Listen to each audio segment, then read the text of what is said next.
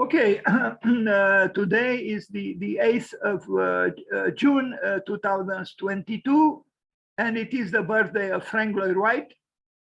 In some invitational messages, rather, in a light mode and humorously, I chose his name that, some of his students employed Frank Lloyd wrong.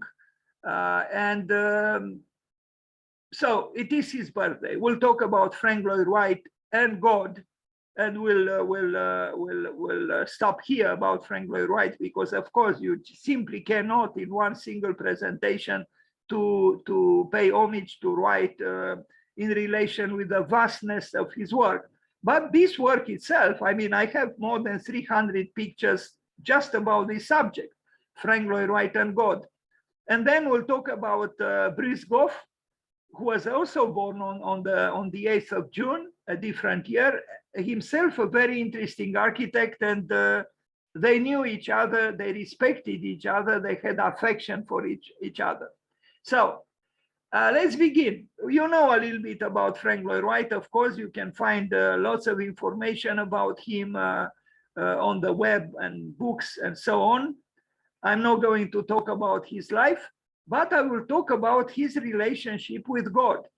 He was asked when there was an interview with Frank Lloyd Wright, he was 80 something, almost, I don't know, 88, 89 years old. And you can find the YouTube recording of this interview. You can find it on YouTube. Very articulate, very sharp, very good looking, close to 90. He was over 80, I forgot exactly, but I think 88 or so. Anyway, and he was asked, do you believe in God? And Frank Lloyd Wright said, I do, but I spell it nature. So for Frank Lloyd Wright, nature was God and God was nature. And he was also asked if he goes to church, and he said, yes, I do go this Sunday to this church, the other Sunday to that church, and so on. And what he meant was that he didn't belong to a strict denominational religion or denominated religion. Of course, if his conception was that, he spells God nature, then of course, any church, including a synagogue, would have been a place where, he would have found God, so to speak. And I'm going to show a synagogue that he built, a remarkable building. But we'll begin with 1886. Unity Chapel. This is, he actually belonged, his family belonged to the Unitarian religion. The Unitarian religion also has churches and buildings, and it exists as a religious denomination in Transylvania.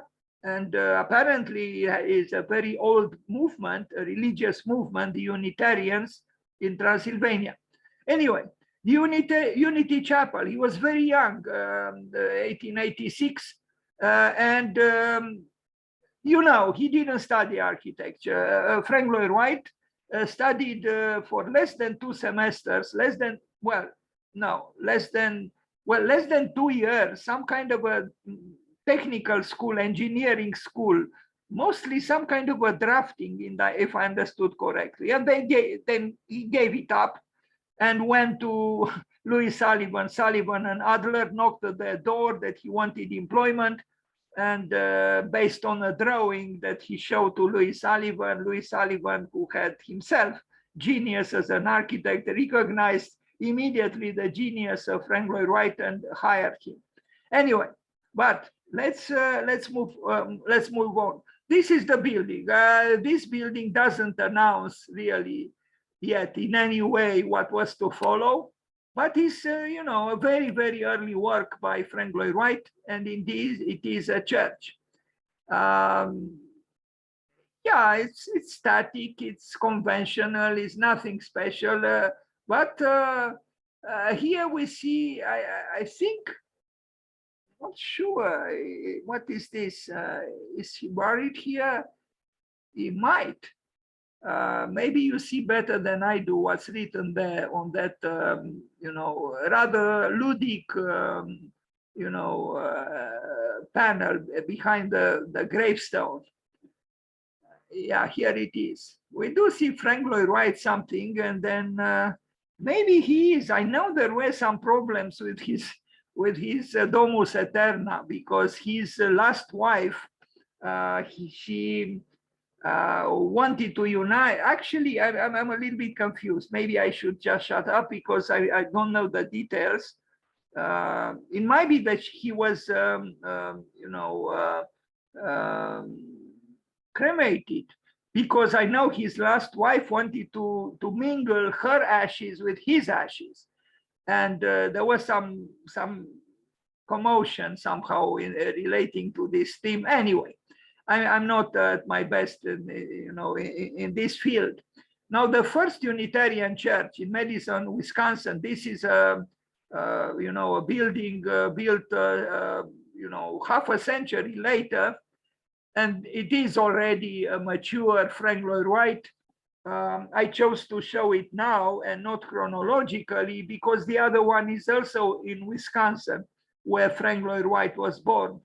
But this is a mature, accomplished building by the great master, and he was a great master, maybe too great, if I can say something like this. I saw his retrospective at the Museum of Modern Art in New York, and it's true, at that time I was not at my best. I was very weak and depressed and regressed and all the rest, the middle life crisis. But I remember leaving the Museum of Modern Art totally dwarfed by the immensity of his work and the verity and so on. This is a great building, I mean, you don't need any kind of education or information when you glance at it to realize it is a church. Why? It is an architecture parlante. It's a narrative architecture, because the roof is telling you, especially this corner of the building is telling you about the aspiration of the humans towards something loftier, towards something above them. It's a beautiful building, and done simply and in a complex way at the same time. Look at the glasswork, which is original and convincing and articulated and what can I say? This man was meant to be an architect, and he didn't need any training in any school.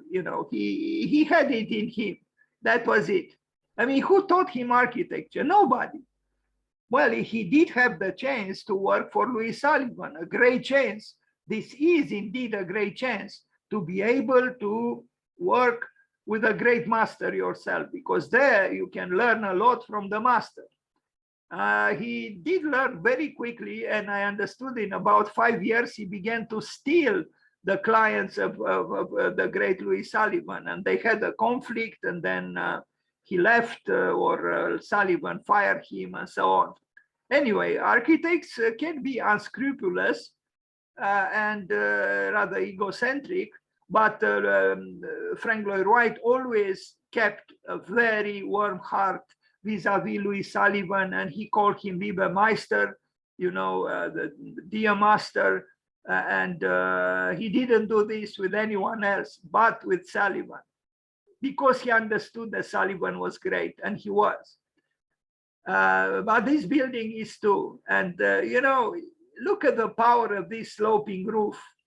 It's, yeah, you don't need words, actually.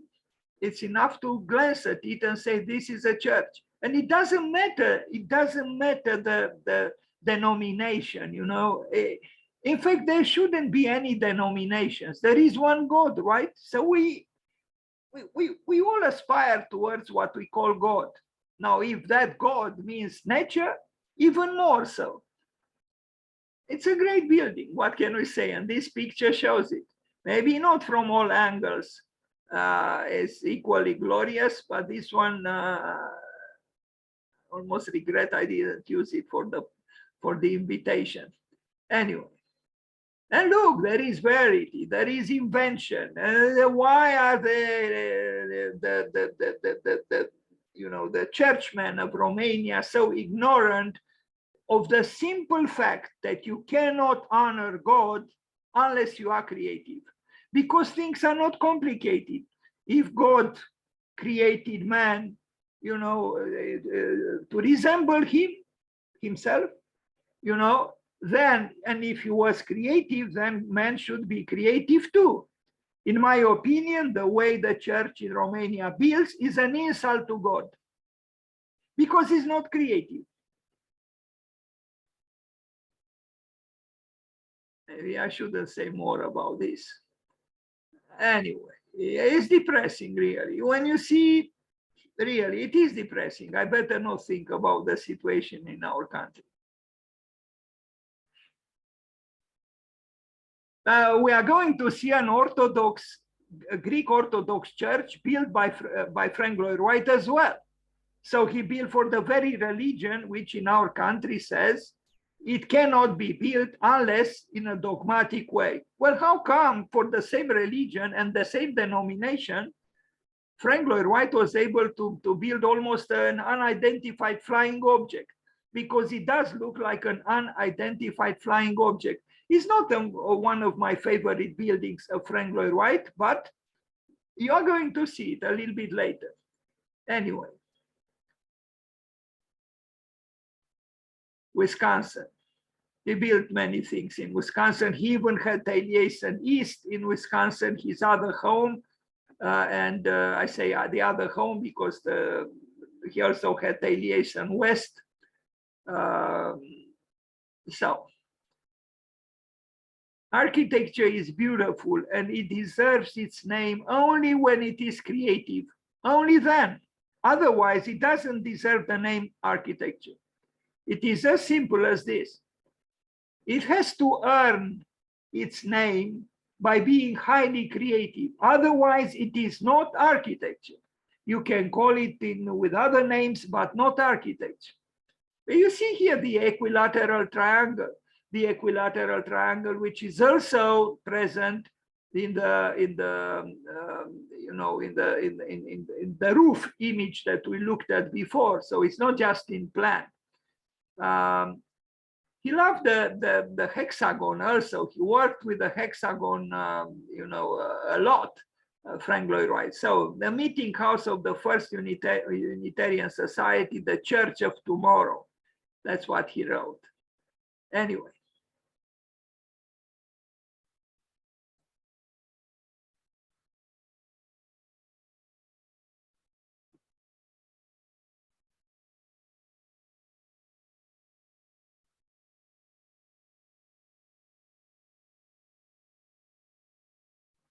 From what I remember, one of his grandfathers was actually a Unitarian man of importance.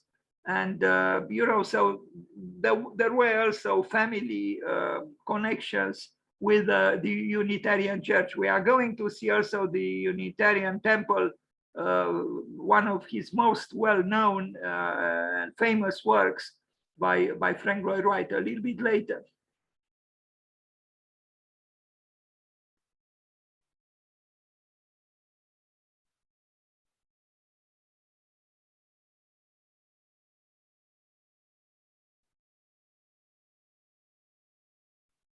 So I guess the building is actually a complex of buildings. Okay, this was I'm not sure if this was built by Frank Lloyd Wright or not, but this one was. Now all these cars in the proximity of the church turn me off. But what can we do? I guess people need to move, and in the United States, if you don't have a car in many parts of the country, you can't arrive from here to there. It's impossible. In Europe, you can, which also has a good public transportation, and Romania has it too. I think Bucharest has a working, although there are complaints, a working public transportation system, whatever some people might say.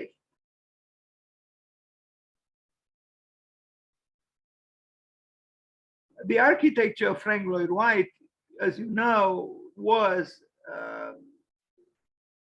distinctly attached to the earth, because his conception was that the building grows from the earth and it extends mainly horizontally. Also in his buildings, particularly in his private houses, the fireplace is the heart of the building, even if not necessarily the geometrical center, but it is the heart of the building. And even here, we saw before in a sketch or a drawing that the chimney, the fireplace, was close to the, to the hallway, the entrance hallway, the foyer. And here it is. He believed in fire, just like Heraclitus.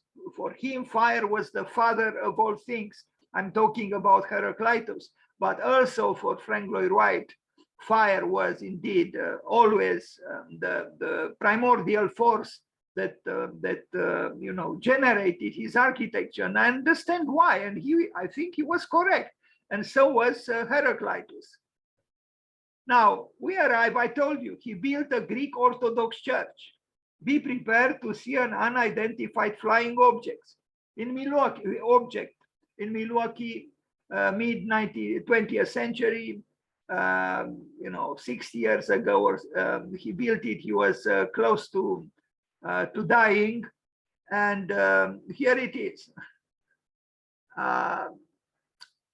Again, it's not one of my favorite buildings of Frank Lloyd Wright, but that's irrelevant actually if I like it or not. I just want to show that even for a Greek Orthodox church, you can create something that is not dogmatic. And, so did Calatrava. The World Trade Center site, he built a Greek Orthodox church that is, his own creation. It's true, there are restrictions coming from the Greek Orthodox, religion, architecturally speaking, but you can still create something that is, unique, and so on. And this is what he did. I don't think it's one of his best works because, the centrality, the symmetry, but he tried something. And, in the context of the United States, I guess it works. I don't know about this, ceiling, roofing, at least in this picture, seems to be rather low and pressing on the seating areas.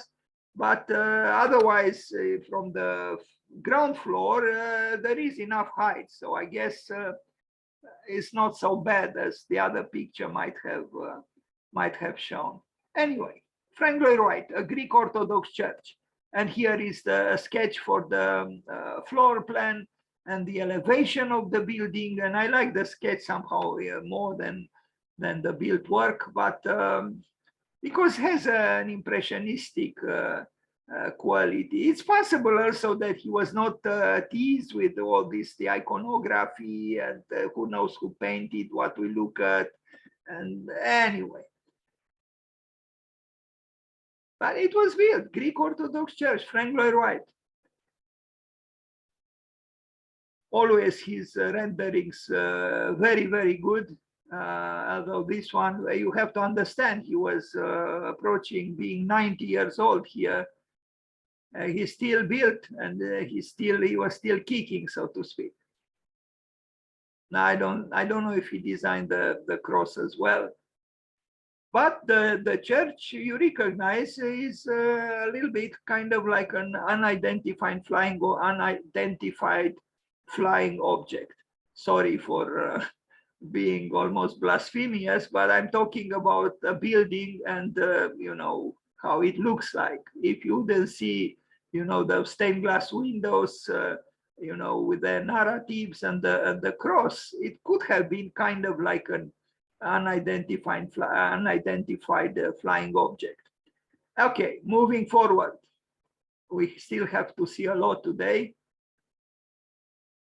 I mean, just here I have 300 pictures, more than 300.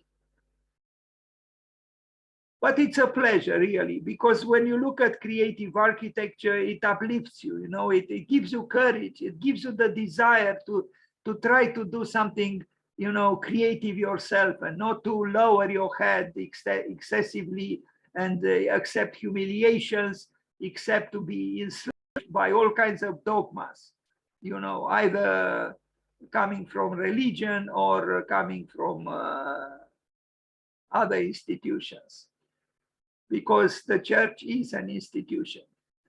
Anyway, okay, now I include, and I don't know if Francesca is still here, I did this kind of adventurously, because this is a warehouse. It's the very opposite of a church. It's a warehouse. It's a totally prosaic building. But I think this building, which was kind of neglected, but it survived in time, could have been a temple, like kind of it could have been some kind of a religious building. Well, its function was a warehouse. Richard Center, the German warehouse, Richard Center, again in Wisconsin.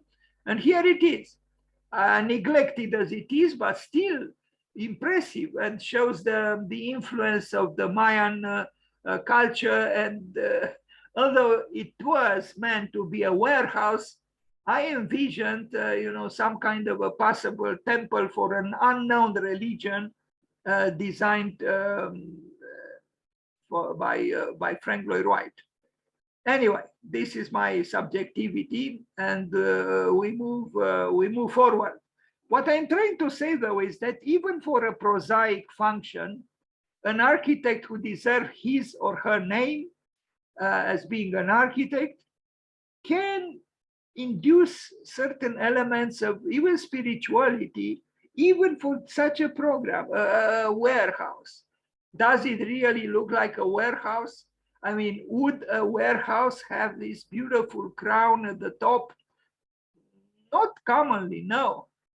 No, but he was not a common architect, was he? First Christian Church, Phoenix, Arizona, 1950, 1973. What's going on here? We see some page with some renderings, and he built it. He did build it. By the way, you are going also to see a beautiful chapel built by his son, by another Wright, but David this time, by the way, Stefan David, the son of Frank Lloyd Wright, also built a very nice chapel. Anyway, but look at this rendering. You know, it's inspiring. So again, someone or some institution which neglects the longing of the human life and the human being and the human beings for, you know, something loftier, for the above, for the below even, who neglects the spiritual side of life, doesn't honor life. And I think this is very, very grave. It's very serious. I think any school of architecture in the world should never, ever neglect the contemplative side of life and of the human being, should never, ever neglect the spiritual side of. No, it's impossible. It's impossible. I mean, can you imagine Borromini, Bernini, Michelangelo, Leonardo, Palladio, Kahn, Alto, Le Corbusier, Frank Lloyd Wright accepting something like this? Never. But we do. And I wonder why. Anyway, moving forward, another creative work by Frank Lloyd Wright.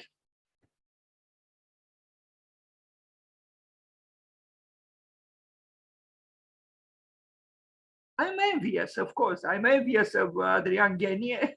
I'm also envious of Frank Lloyd Wright because I see that architecture can be creative, and we refuse to be creative, and we allow a church to take decisions for the in the place of the architects.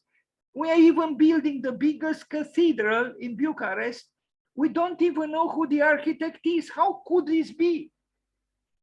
Well, when the Vatican built, they employed the best architects and artists, the very best. What are we doing instead? We don't even know who is the architect, if there was an architect. I'm outraged. I do not comprehend. Art and religion were one at the very beginning.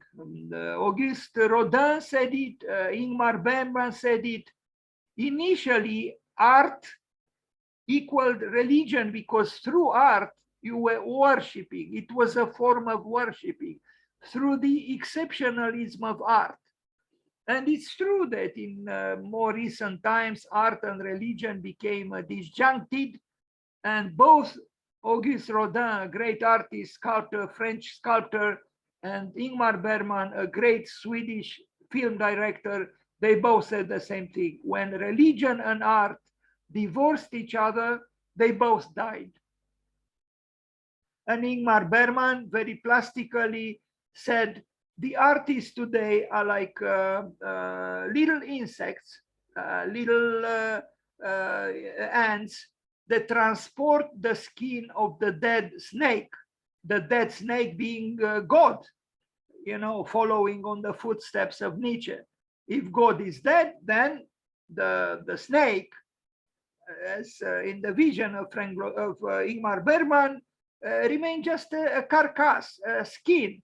But the little ants, the myriad of the multitude of little ants transport the skin of the dead snake, and because of their individual efforts, the snake seems to be alive, but it's only an appearance.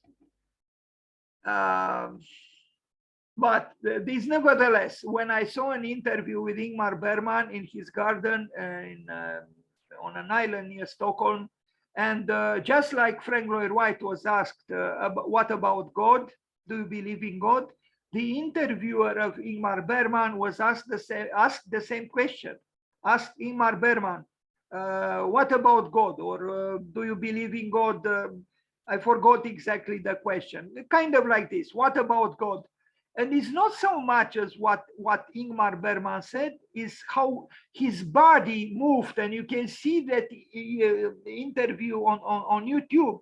It was unbelievable. The body of Ingmar Bergman moved in such a way, showing an immense tension.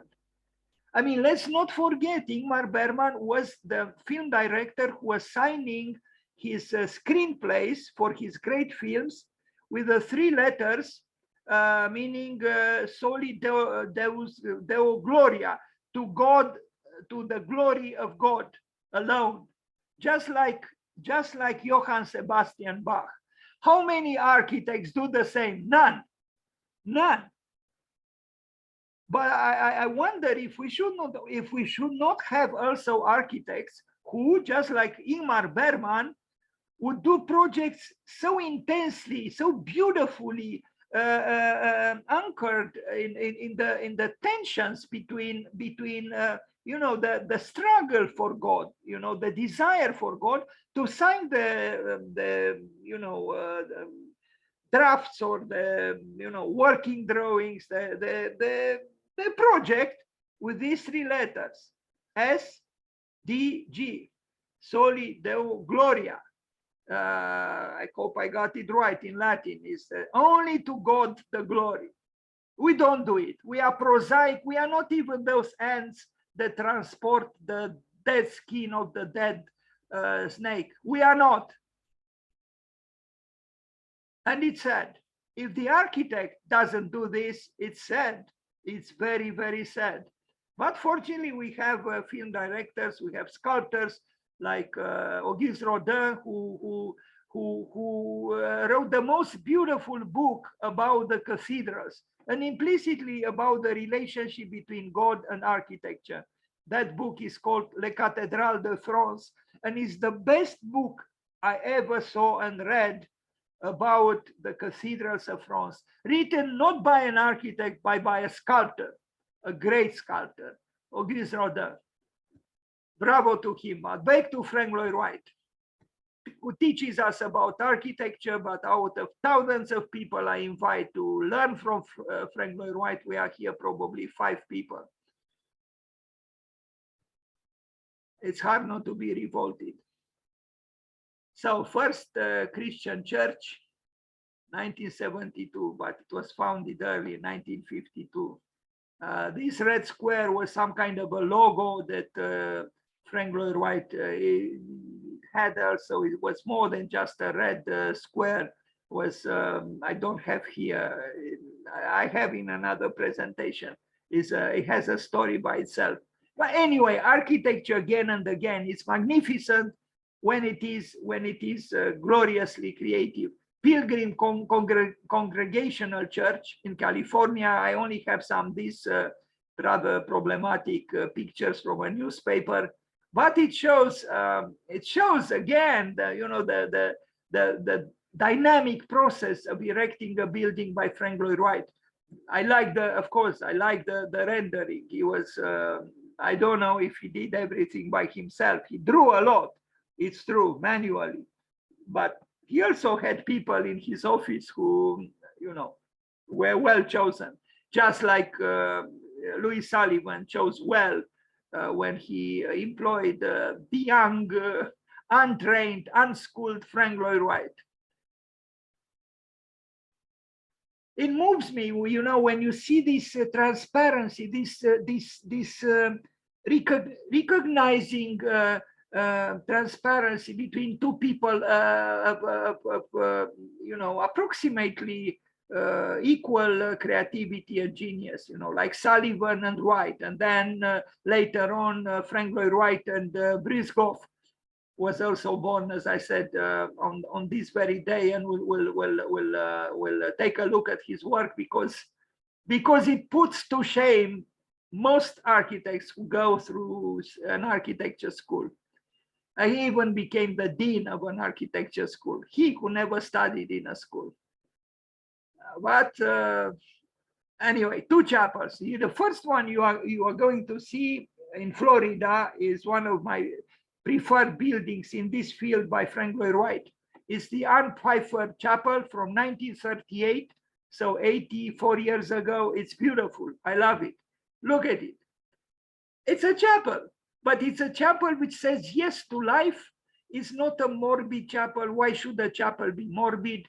It's outgoing. It's a little bit expressionistic. It's cubistic. It's everything. I love it. I built another one, a little bit less adventurous and creative, but what can I say? Look at the builders. There were also students because it was built on a students' campus in Florida. These, I think, it's possible some of them at least were students as well, volunteers. Again, architecture is an adventure. That's what we are talking about, right? Architecture is an adventure. And if it's not an adventure, it's not architecture. It's as simple as this. But in order to be an adventure, you have to assume the unknown. Otherwise, it's not an adventure. You don't have thrills. If you work in a project without thrills, you are losing your time, I think. And you have to discover something new. You have to plunge into the newness of something that was not seen before. You create a new life. Any parent, any woman who gives birth to a child would love that child to be unique, no? I mean, it would be grotesque for a mother to want to give birth to a child who is identical with the child of her neighbors. It should be the same in architecture and in art in general. Now, what can I say? Any image you look at shows creativity. Shows genius. Yeah, there are even ornaments, geometrical, yes, but ornaments, rhythmically positioned. It's okay. The man was exuberant. For him, creativity equaled exuberance. That was his equation, the one he believed in. Creativity equals exuberance. Are we exuberant in our works? Very rarely. Anyway, of course, the time creates disruptions in any building, especially in the buildings that are adventurous sometimes, but it's okay. Life moves on. Look at that redness, and it's a chapel. I love it. I also love the fact that those people are sunbathing near the chapel. It's fine. It's very fine. Why should we be stiff? We can, I don't know if people in, swimming suits enter the chapel, but the chapel is indeed expressing his belief that God should be spelled nature, and that redness expresses the fire of, even Eros. Yes, Eros.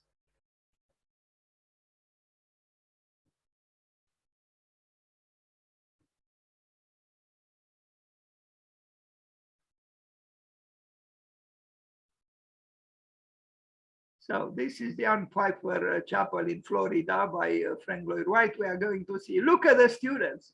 I love this picture, volunteering to build a building by Frank Lloyd Wright. Very nice.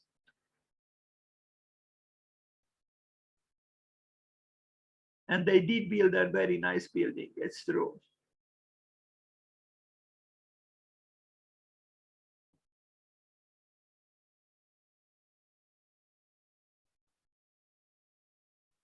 Again and again, to build a good building means to give birth to a building which is alive.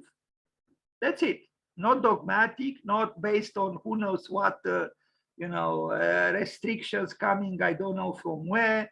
No, coming from within with the force of a vital eruption. That's creativity. And it's essentially based on love. That's how a new life comes into being too, out of love and making love. That's how you create life. That's how you should create architecture as well. And these students enjoy themselves. Were they architecture students? I don't think so. Who cares? Just like the builders of the Chartres Cathedral, yes, there were some master builders there from the guild, but the Chartres Cathedral was rebuilt by the whole village of Chartres. They rebuilt the most magnificent Gothic cathedral in 25 years. Absolutely amazing. Absolutely amazing. But this is what faith is capable of doing. Anyway, are these things functionally necessary? Of course not. They are superfluous in terms of a rigidly understood function. But architecture is not just about rigidly understood function. Not at all. In fact, some of the most splendid aspects of this building are cannot be explained, through restrictive understanding of what function is. Now,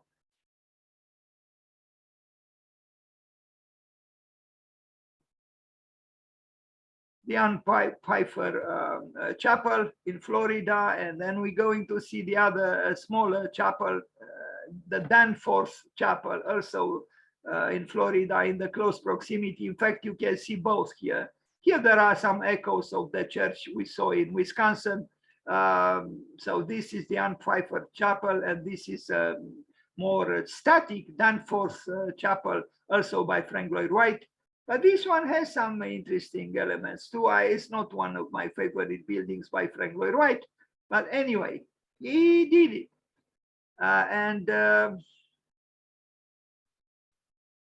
Yeah, it's very close to the other one. So there are two chapels, one near the other, Frank Lloyd Wright and God. So here is the Ann Pfeiffer Chapel, and this is the second chapel. A little bit maybe aggressive, this canopy here, this cantilevered roofing, but again, it represents some kind of aspiration, maybe in this case too explicitly and a little bit aggressively for my taste, but it depends how you look at it. From here is less apparent. Anyway, we'll move forward because we still have to see a lot, and let's not forget Bruce Goff. It's his birthday as well. But look at the exquisite glasswork that he did here, you know? I mean, this in itself is a creation, and that's where the altar is.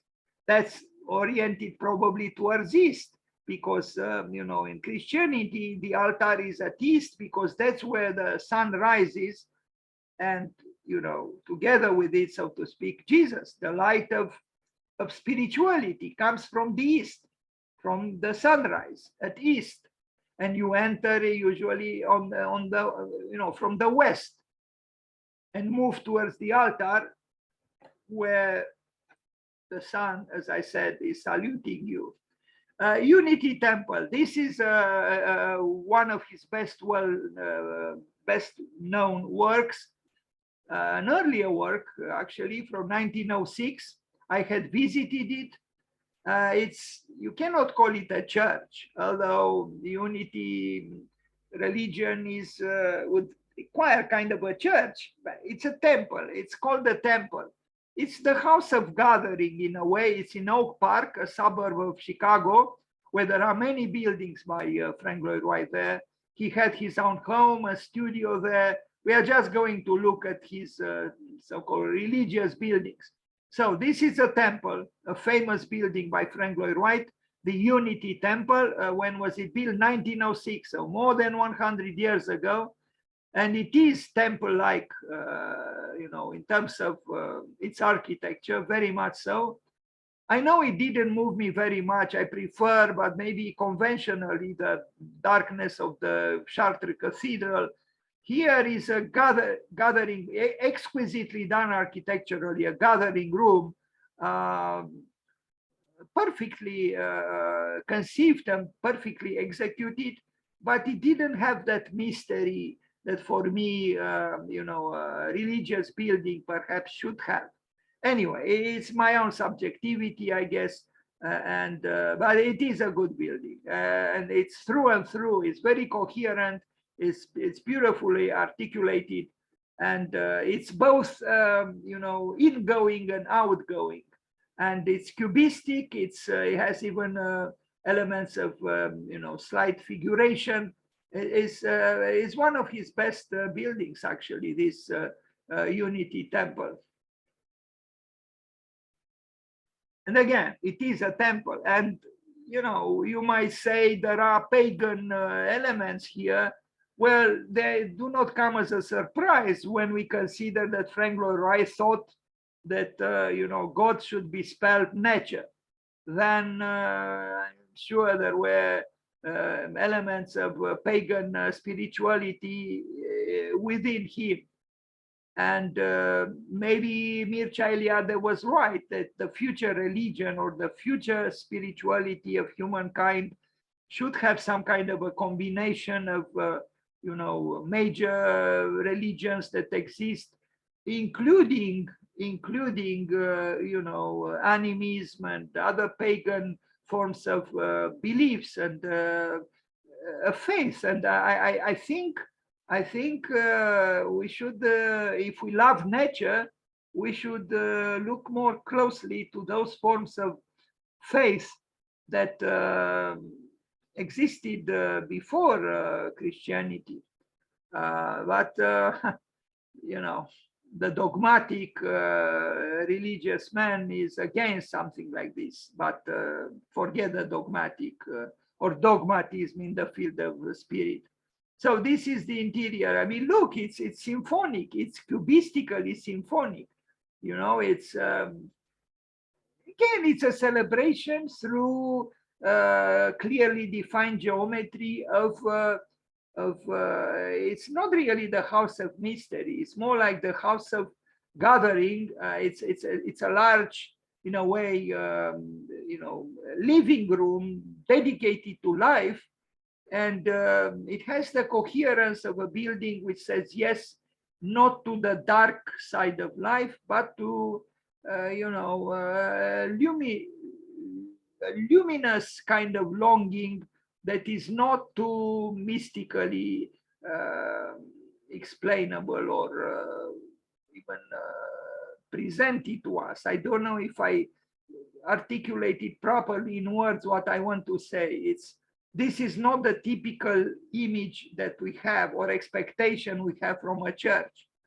But if we study a little bit the Unitarian movement, maybe then we understand why such a church or such a temple was built.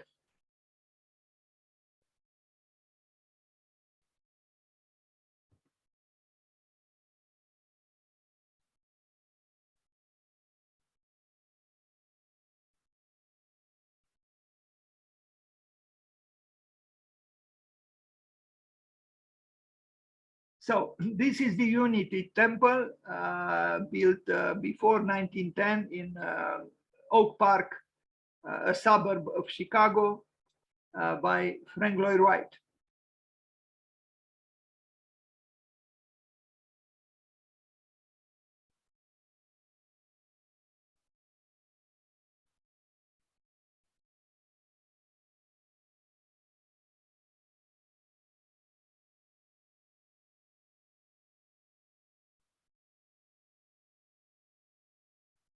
I always like this drawing by him. It's with black and white, but it's very it's very well done.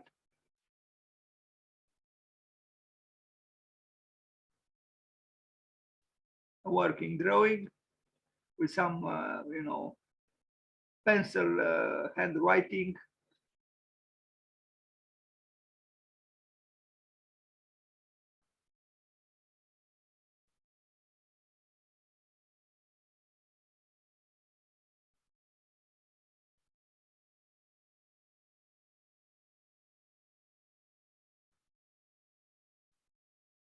We don't do this kind of glass work any longer. We don't do stained glass windows. We just put a piece of glass there and we finish the job. But that's not what Lloyd Wright did. He was not happy just with a blank piece of glass. He introduced color into the glass and a geometrical design that gave character to these squares. Maybe this is something we should think about again. So what is written here? For the worship of God and the service of man. At the entrance. Unity Temple. Great drawings. I mean, these drawings of Lloyd Wright, whoever did them, maybe him, maybe some Marion Griffin, who was a remarkable draftsperson. Actually, she was a remarkable architect working for him and having a hard time in his shadow, so to speak, but a remarkable woman architect who worked for him, for Lloyd Wright. And she was the main draftsperson in his office. Anyway, here we see images of the building being restored. Support, you see the workers doing their job, and it moves me, when we see this collective effort to keep a good building alive, and in a certain way they deserve our affection and applauses as well. Look, just a piece of square glass, but it's more than that. Unity Temple, Lloyd Wright, a marriage ceremony taking place here. A Lego, maybe Bjarke Ingels would have loved it. So Wright designed Unity Temple in Oak Park in 1905 as a place of worship for the Unitarian faith. This is his original drawing of the building, the one underneath. as it's consistent with the Unitarian faith. The building is stately, solid, and devoid of religious iconography. Well, a detail from the outside. And now I wanted also to show, by the way, of Frank Lloyd Wright, what his son, David Wright, built, the Wayfarers Chapel. So this was not built by Frank Lloyd Wright, but by David Wright, his son. And it's a fine chapel and different from what Frank Lloyd Wright did. So I guess creativity indeed is contagious. Pass it on. Too bad many people ignore this. Yeah. Anyway, David Wright. Here he is. I mean, not the little boy. This is David Wright, and this is Frank Lloyd Wright. And I don't know who this kid is. Maybe he's the grandson of Frank Lloyd Wright and the son of David Wright. Anyway, here he is in older age. And this is an older picture of the chapel of David Wright, who wanted the building to, almost disappear when these trees that were planted then grew up, and they did grow, and you see the building almost vanishes. Nice.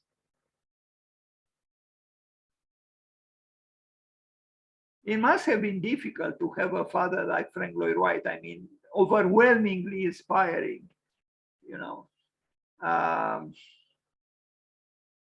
if I remember well, Frank Lloyd Wright recommended to David Wright only one book on architecture, and that is Le Dictionnaire raisonné d'architecture, the Encyclopedia of Medieval Architecture by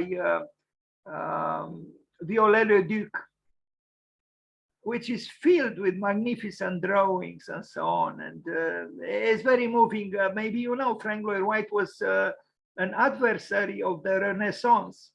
He didn't like the Renaissance. He said, I want naissance, birth, not renaissance or rebirth.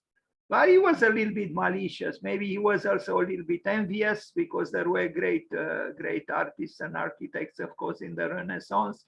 But I'm glad that he admired Viollet-le-Duc and this indeed beautiful work, this book that I understood he recommended as the only book that David should have on his, night table. Not just to let it be on the night table, but to actually, look at it and read through it and look at the drawings and get inspired. And of course, get inspired by the beauty of flowers as well. That is nature, the other spelling of the word God. So now we arrive at the synagogue. And this is an interesting work and truly a great work. What is interesting is that he initially did the plans, the drawings for a cathedral, a very large cathedral in Manhattan, which was never built, but there are resemblances, conceptual and formal, between that project for a cathedral and the synagogue he built. And I like this very much, where a cathedral almost became a synagogue. This is very much in the spirit of Frank Lloyd Wright. Why should there be, thick walls between, especially between religions, which all belong to the very same source? Abraham, Avram, Ibrahim, the monotheistic religions, which are at war with each other, they sprang from the same source. Anyway, Beth Shalom was designed to evoke the site where Judaism first began, Mount Sinai. But these drawings, this is the drawing for the steel cathedral. Can you believe it? Please read again. Please, make sure that you see properly, because I myself, I feel I'm hallucinating. A steel cathedral for 1 million people? Could this be? The drawings are beautiful, of course. This was never built, was meant for Manhattan, and the project was done in 1926. But you'll see resemblances between this project for a Christian building, a cathedral, even if a steel cathedral, but it's okay. It's okay, a steel cathedral, especially for Manhattan. And the synagogue he built, again, this was for the steel cathedral for Manhattan, a magnificent drawing. I mean, if Frank Lloyd Wright would have left just this drawing behind him, he would have deserved, a place for himself within the select, field of the immortals. This is the plan of the synagogue, and again you see the equilateral triangle insinuating itself there, and also a deformed hexagon, which he always loved. He loved number 6 and loved the hexagon because the hexagon was very dynamic. This is a sketch of one section. We'll have another drawing of this synagogue, another section. Here it is, and you see it's not a big difference, formally and conceptually between this synagogue and what we saw, here. Well, it's not, the drawing is more, defined on the left side, but you realize they are very similar. And now we look at the building. I like the building very much. I think it's one of his best so-called sacred buildings. I'm not so sure about this piece here. In my opinion, is a little bit, again, and we saw it before. For my taste, personal as it is, a subject is a little bit aggressive. It depends from what angle you look at. From here, it's not so, perhaps so disturbing, but it is a great building. It is a great building. And yeah, I do think that this is a little bit, I don't know. I have a different conception about how one longs for God, but who knows? Maybe visiting it there, I would have changed my mind. What can I say? It's another good building by this formidable architect, and who, he was not a Jew, but he built a synagogue with the devotion and the passion and even the faith of someone who would have belonged to this religion. Sure, it's there shouldn't be frontiers, I think, in the realm of spirit and in the realm of art, and I include architecture here as well. So this is a synagogue that Frank Lloyd Wright built, and I mean, what are these things here? What does the functionalist say? But they are all little so-called details that celebrate a big yes to life. I don't know about this. Do not enter is not his work. I don't like it, but it is. What can we do?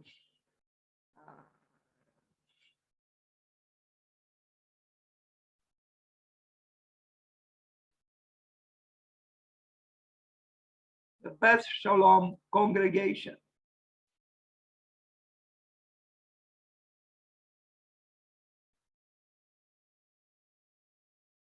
I love this though, I mean, it's just a little detail, so to speak, but it's music.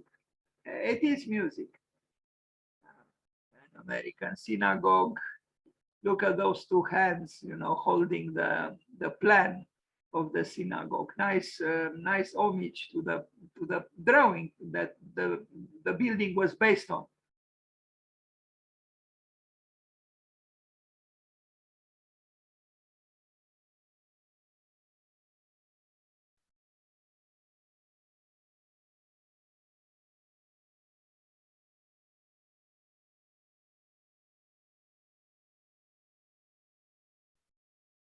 For the glory of God alone. That's it.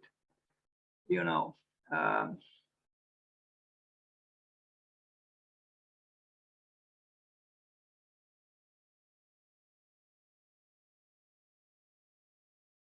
he is with those who commissioned him, always elegant and romantically dressed. Frank Lloyd Wright, a very accomplished man.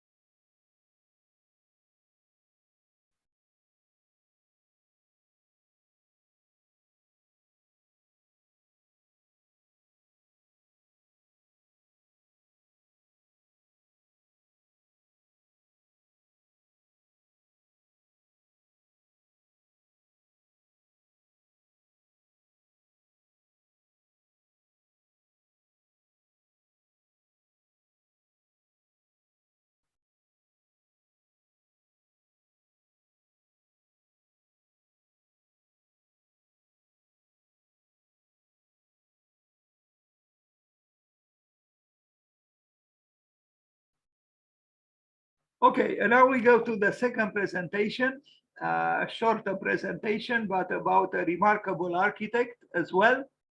And that is Goff.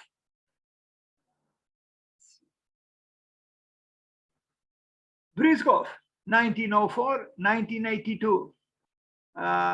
Born on the 8th of June. As you can see, Bruce Alonso Goff, born on June 8th, was an American architect distinguished by his organic, eclectic, and often flamboyant designs for houses and other buildings in Oklahoma and elsewhere. A 1951 Life magazine article stated that Goff was one of the few US architects whom Frank Lloyd Wright considers at that time creative. Sconce houses that are boxes with little holes. Both of them, both Frank Lloyd Wright and Goff, born on the same day, the 8th of June, but in different years, were iconoclastic. They were bad boys, the bad boys of architecture. Or you could even say, maybe, I know the language has problematic connotations these days, but in Romania, we know what it's meant by a black sheep. That's what they were. And, this bad boy of architecture, he was probably a very nice, well-behaved man, but with an extravagant taste for shirts, as you can see. And this is not the only picture that, provokes some consternation, perhaps. Look at another church shirt that Goff was sporting. A very interesting man. In fact, so interesting that when he was accepted to work for Frank Lloyd Wright, after a few days, he left Frank Lloyd Wright. He turned his back on Frank Lloyd Wright. Perhaps he was, having a hard time to accept the big shadow of the big tree named Frank Lloyd Wright.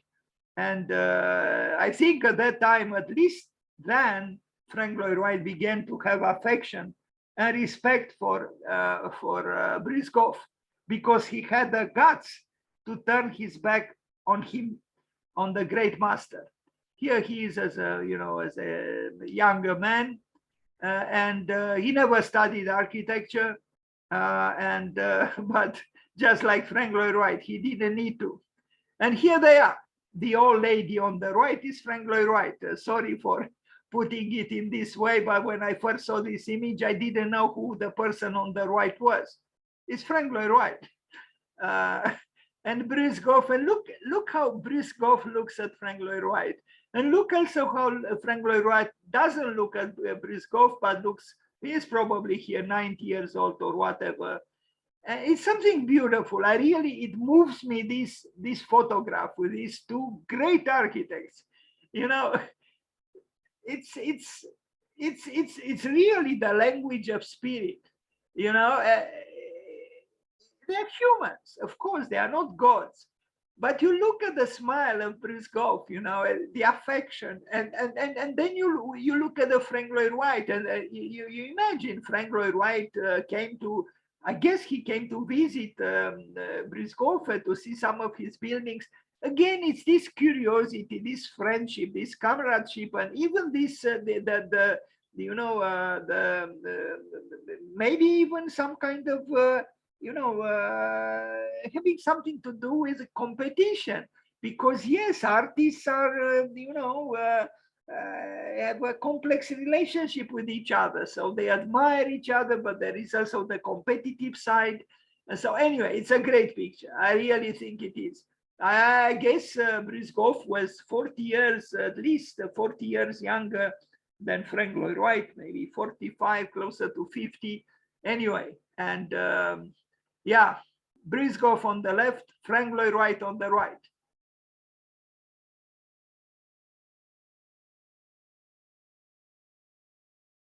Drawings of this architect who never studied in an architecture school. And in fact, Frank Lloyd Wright advised him, don't go to a school. He said to him, don't go to a school. If you go to a school, say goodbye to Goff, because Bruce Goff, when he was 16 years old, he wrote to Frank Lloyd Wright asking him what school of architecture would he recommend. And Frank Lloyd Wright told him, if you go to an architecture school, say goodbye to Bruce Goff. In other words, it would depersonalize you. And Louis Sullivan, because Bruce Goff wrote also to Louis Sullivan, told him the same thing. Well, with different words. Louis Sullivan told him, it took me many years to forget what I learned in school. This is a house he built, and it's a paradigmatic Bruce Goff house. It's a splendid house. Unfortunately, the son of the clients, of those who commissioned Bruce Goff to build it, decided to sell it piece by piece.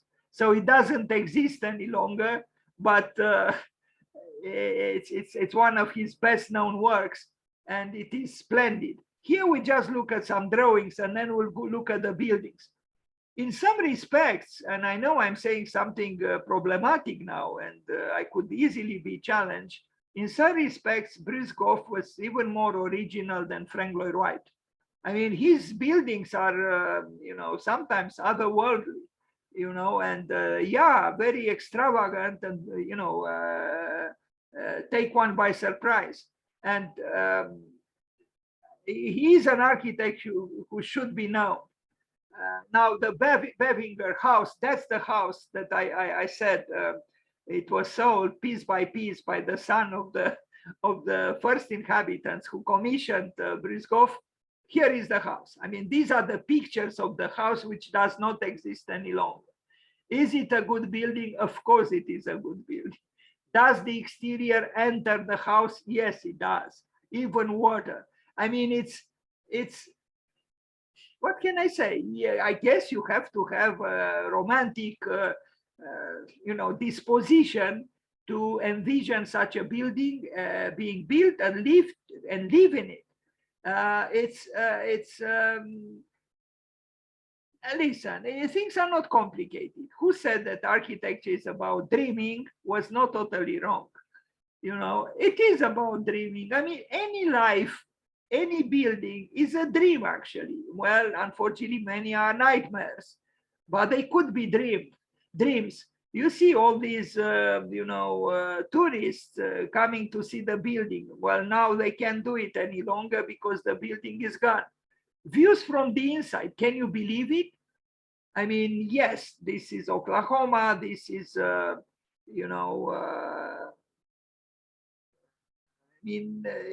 water enters inside the building. There are no walls here. There is no enclosure. The exterior comes into the interior is incredible.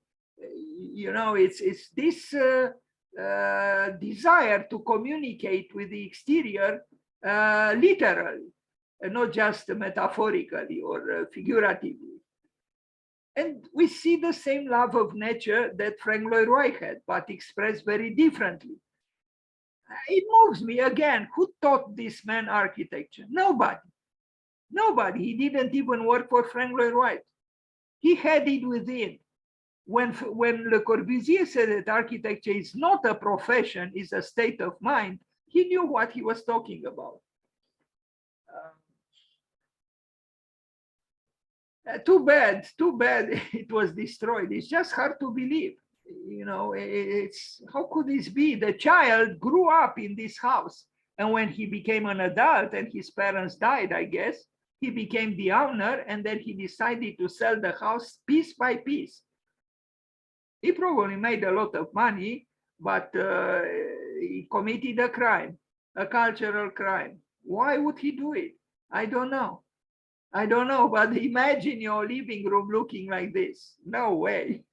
I mean, of course you need a special climate to be able to do something like this, but it's not just the climate. Look also the craft. I presented the works of Bart Prince. Bart Prince worked with Bruce Goff, another interesting North American architect. This architect should be known. Look, this is the interior of the house. It enters, what you see here enters the building, enters the interior. it's beautiful. This is another building by him. Unfortunately, this presentation needs some improvements, and I apologize. I should have developed it, and I didn't. But it's still an introduction to the work of an architect who does deserve to be known. Look at this building. You know, is it creative? Of course, it is creative. Almost gloriously so. This is another one. This one maybe is a little bit less flamboyantly creative, but we are going to see others. Look at this. Goff. Goff, the man who turned his back on Frank Lloyd Wright, but you saw them later on in life.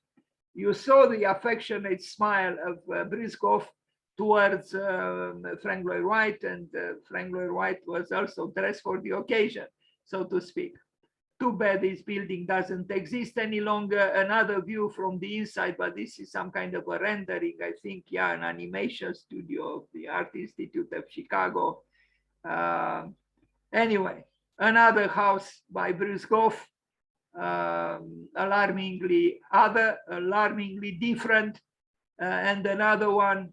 Really, this man deserves, further study, because I don't show all his works here, and I don't show them as rigorously as perhaps I should have. This is also an interesting house. Look at the corner here of this building. My God, my God, you know, any school of architecture, or almost any school of architecture, would discourage you to do something like this. But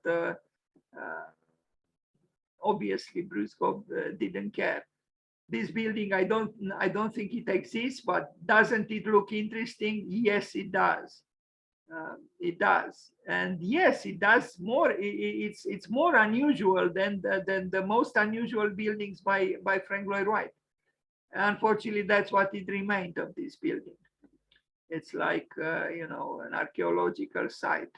It's very, very sad. I don't know why it was destroyed, because it's hard for me to believe that it came down by itself, considering those stoneworks there, which are so massive. Anyway, an interior, I don't know, was it inside this building? It's unclear to me. Was here his office or something? You see, my presentation on Goff is not as good as it should have been, but anyway, this is actually the house that was sold piece by piece, and probably the criminal, the villain, is that boy, because he grew up in this house, and then when he became an adult, who knows, maybe his parents were having fights in this beautiful house, and the kid growing up started to hate the building. It's possible. This is a museum I think in San Francisco or Los Angeles, for Japanese art, for a Japanese collection. Here he worked together, or Bart Prince finalized the construction of the building based on the projects, on the drawings of Goff. It's a public building this time. It's not a private one. It's not this is a private house. Another very interesting house, isn't it? Really, his architecture is unique. But this is what happens when you follow your own instincts, when you follow, your own emotions, your own spirituality, your own longings. You express yourself with who you are. You express who you are, not someone else. And something unexpected could come into being. Look at the plan here. Here we see probably some resemblances to some works by Frank Lloyd Wright. We see the equilateral triangle. We see, echoes of the employment of the hexagon, back to the drawing of the house that was unacceptably removed from the earth. We are going to see a few other things. I like this house. Unfortunately, I don't think I have here in this presentation images of it, but even this small image, I think, could inspire you to search for his work. on the web. Another interesting house, which I don't think it exists any longer, but it's stunningly fresh and modern and crazy and simple. And what can I say? It's an original little house that Goff built. Yeah, I do have, I forgot, I'm glad I have this image too, because I like this house. You know, his architecture is definitely very different from the architecture of Frank Lloyd Wright. Nice work. Creative again. Yes, this is the name of the game. Creativity. This is a church. Can you believe it? We saw the 10, 11 buildings for the sacred function of life by Frank Lloyd Wright. Now we see a church built by Goff, and I like it very much. It looks almost like some kind of agricultural structure, but production structure, agricultural, perhaps industrial somehow, but why not? And this is a rendering, a digital image of the interior. Sorry about this. Another house. Again, this presentation could have been better, but this zigzagging maybe goes with a little bit with Goff. By the way, with actually not about zigzagging, about the unpredictability of destiny, of fate. That this man who never studied architecture in a school became the dean of an architecture school in Oklahoma. Look at this building also. It's all, again, if you are true to yourself, like a true mother who is true to herself, you give birth to something that is alive, be it a building or a baby. Yeah, inside the building that was destroyed, these images should have been more ordered, but they are not. Anyway, Goff again. I don't think he built this with the T-square and the rectangle, although he used them because at that time there was no digital technology at all. But he didn't need it. His wild imagination didn't need even parametry. He was doing quite well. Now, the Hopewell Baptist Church in Edmond, Ohio, is the one that we already saw a picture of. I guess they are refurbishing it, and I like it again. I'm very sympathetic towards a church building that is very close aesthetically to even an industrial building or agrarian building. I like it. I think it's a fine building, and both outside and inside, both restored or unrestored. It's still creation. Its spirit is alive. Goff.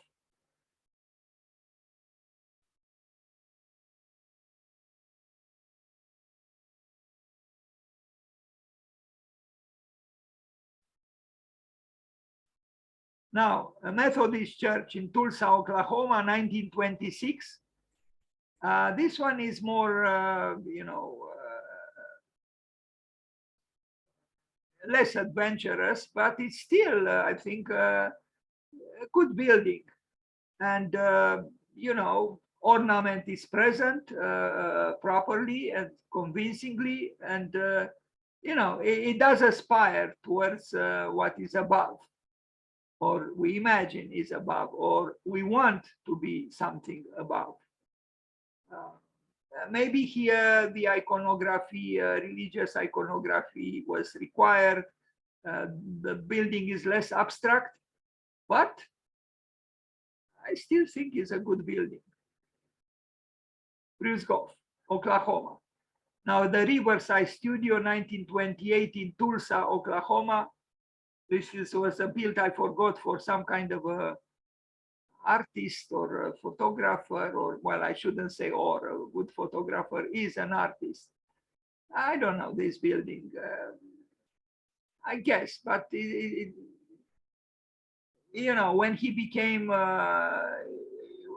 when he built inside an urban environment and assumed the cubistic way of building, I think he became a little bit less organic and less, in a way, less himself.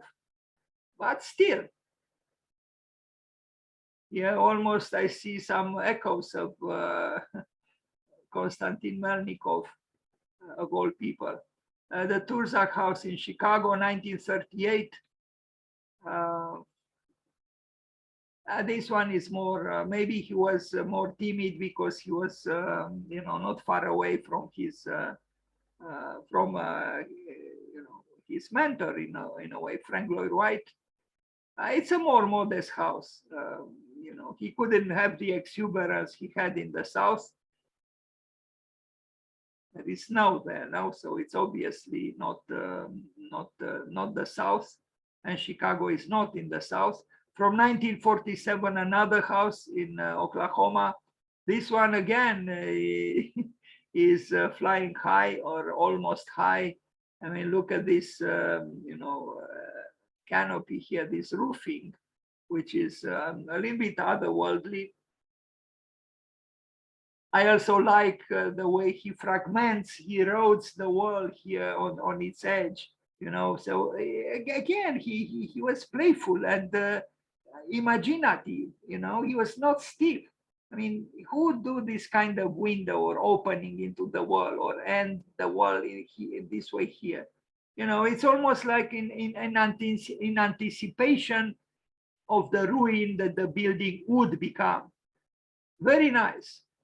It shows again a lack of inhibition, true creativity, but also a philosophical, posture vis-a-vis what life is, which is ephemeral, what a building is, which is also ephemeral.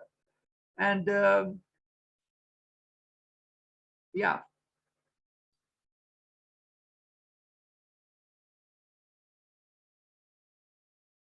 Goff.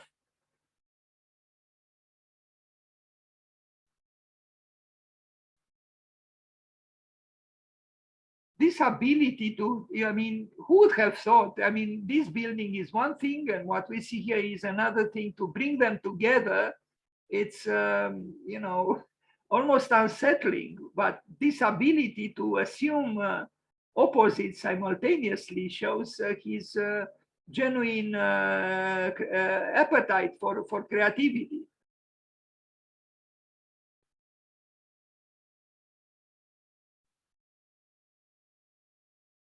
Another house, Chicago. Well, he did it was an existing house and he, dramatized it at the top with what you see here. But it's not bad, I would say. I think it's interesting. And again, it's unique. It's unusual. I mean, this is the kind of building you would see in that area. This one is stands out, although not in terms of size, but in terms of design. And strangely, or more perhaps not so strangely, is although it is different, it's not misanthropically oriented towards the neighbors or anything.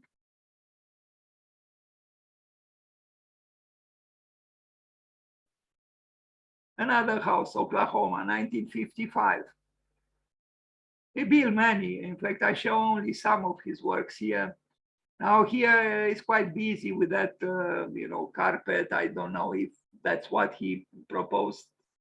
Some of these furnishings come also based on the decision of the inhabitants of the house.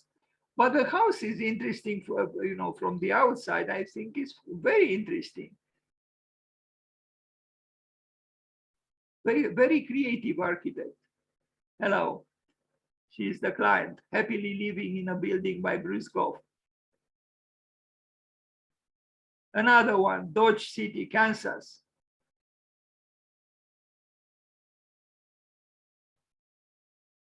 Another one, Minnesota.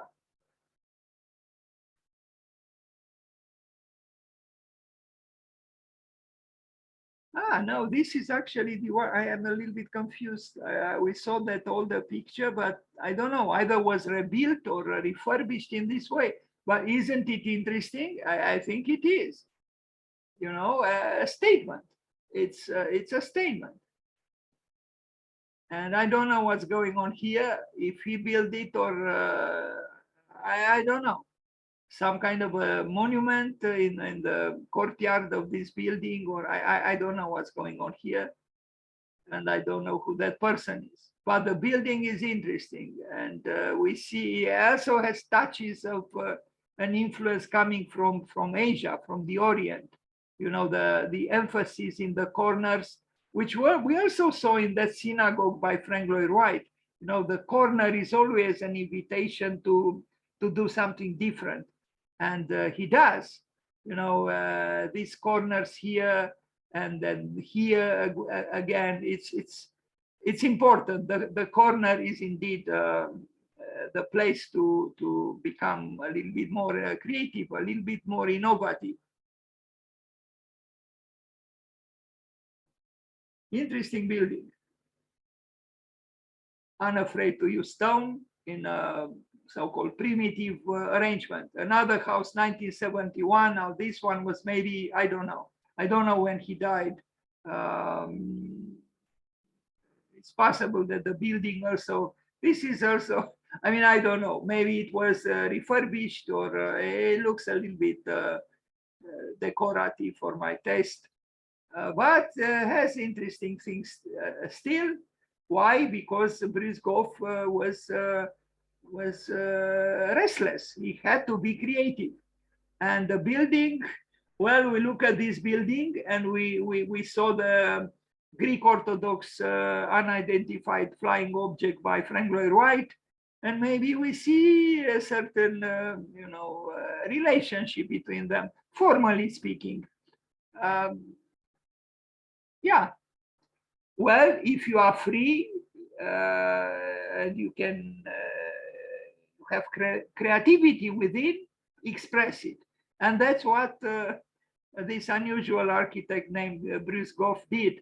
The Rutherford House, look at this one, not bad. I think we saw a picture before of it, or several. This is, I think, an older building, but not bad. Published maybe in Life magazine. I see the word life and not the word death. For the Death magazine, we can provide many examples, but for the Life magazine, we should only present buildings that are alive. And those are not in a very large number, unfortunately, but there are still examples of buildings that are alive. So we are approaching the end of this double homage with Bruce Goff, another, iconoclastic architect, and I feel like starting a series of presentations about architecture and iconoclasm. That's it. So happy birthday, Frank Lloyd Wright. Happy birthday, Bruce Goff, and see you tomorrow with another architect.